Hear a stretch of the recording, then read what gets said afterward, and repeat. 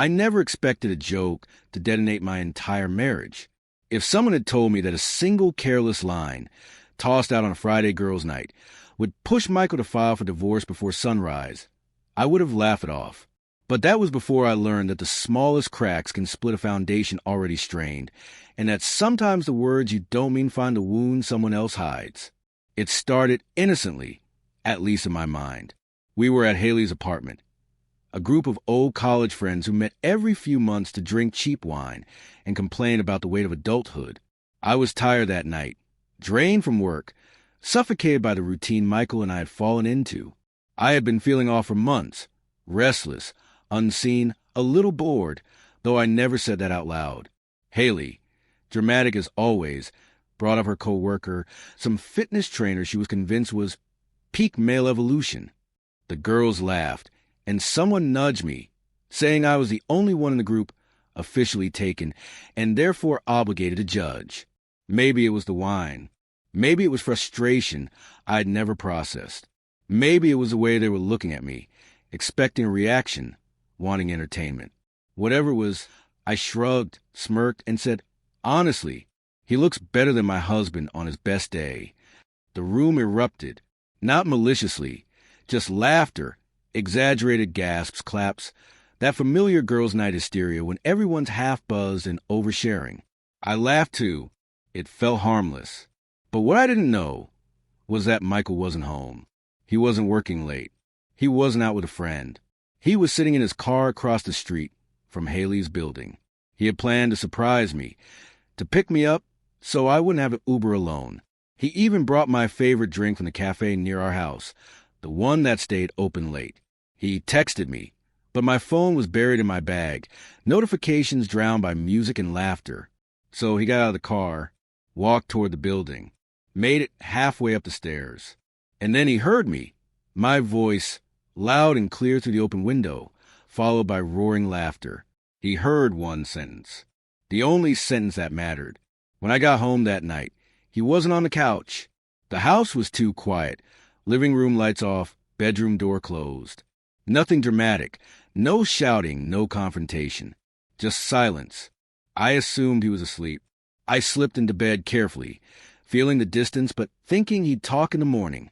Instead, I woke up to neatly stacked papers on the kitchen counter, a sealed envelope with my name on it, his wedding ring beside it, inside a divorce filing. No explanation, just a signature already in place. I called him 30 times, texted until my hands shook. He didn't respond. The only thing he sent was one message, 5 words. "You said how you feel." At first, I panicked. Then I got angry. He was going to blow up our marriage over a joke? Over something he wasn't even supposed to hear? Over a girls' night comment that meant nothing?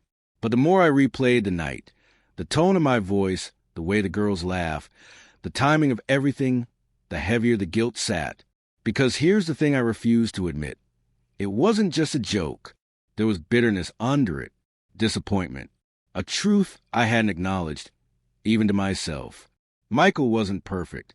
Our relationship had cracks, quiet ones, the kind you only notice when something loud hits them. For months he had been trying harder than I had.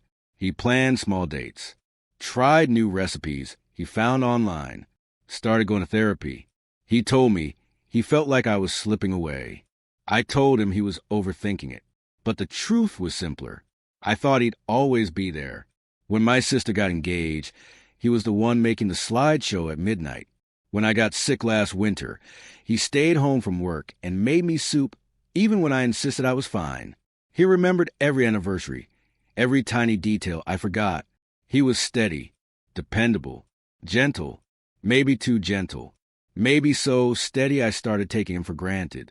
That night, while I was laughing with friends about imaginary better men, he was sitting in his car holding the drink he bought for me, wondering why my phone kept buzzing without an answer. He showed up hoping I'd be happy to see him. And instead, he heard me comparing him to someone else. The next 48 hours were a blur of denial, panic, attempts to reach him through mutual friends, and replaying that moment until my stomach twisted. When he finally answered my call on Sunday night, his voice didn't sound angry. It sounded tired, quiet, like something had finally snapped inside him. And that was when he told me something I never expected, something that changed everything I thought I understood about our marriage. When Michael finally spoke to me on the phone, it felt like I was listening to a stranger wearing my husband's voice.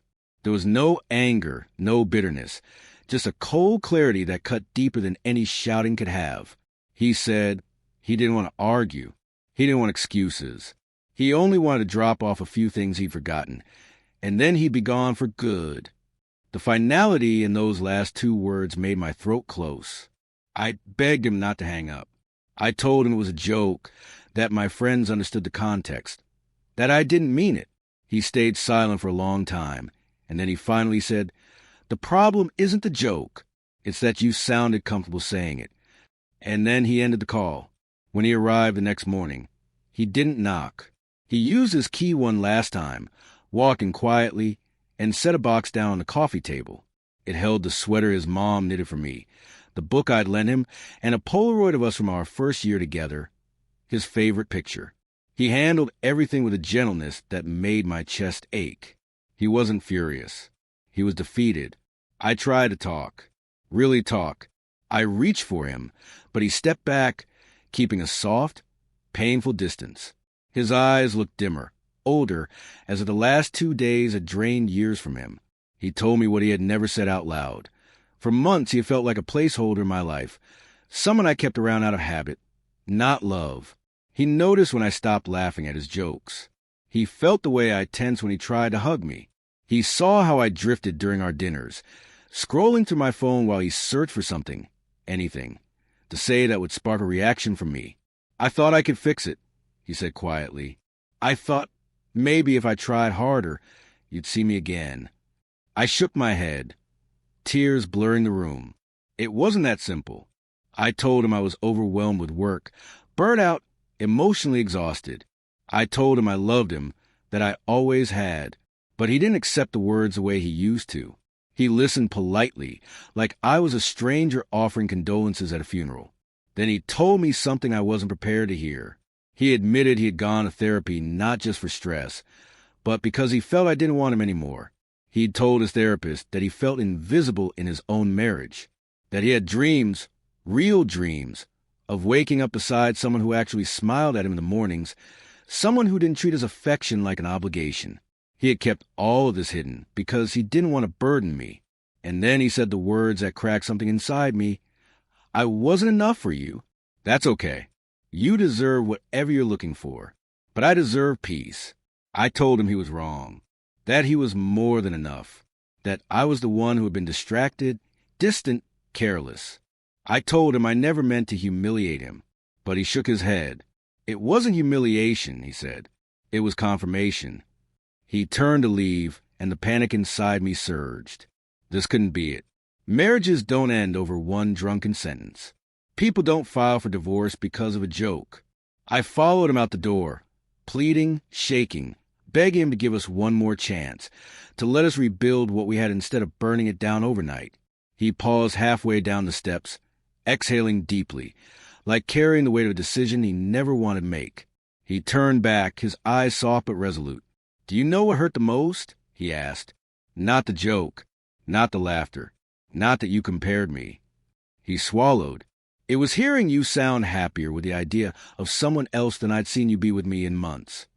That's when it hit me. The joke wasn't the problem. The joke was a mirror, and he looked into it long enough to see something I refused to acknowledge. Somewhere along the way, I had drifted so far from him that even he didn't recognize the woman he married.